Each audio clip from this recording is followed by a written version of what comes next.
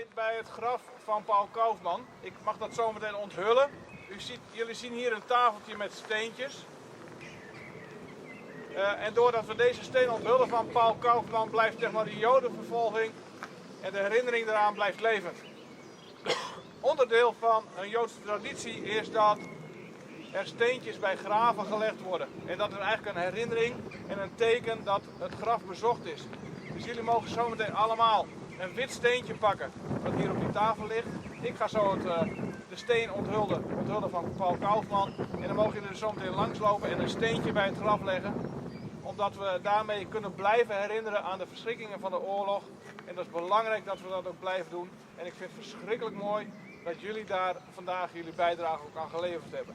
Dank jullie wel alvast.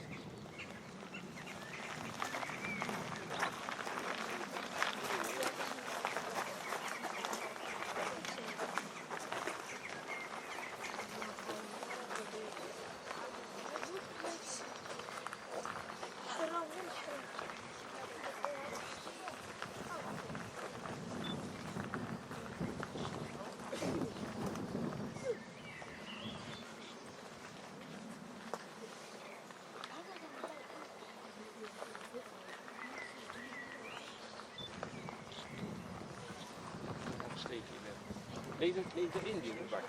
Ja, goed.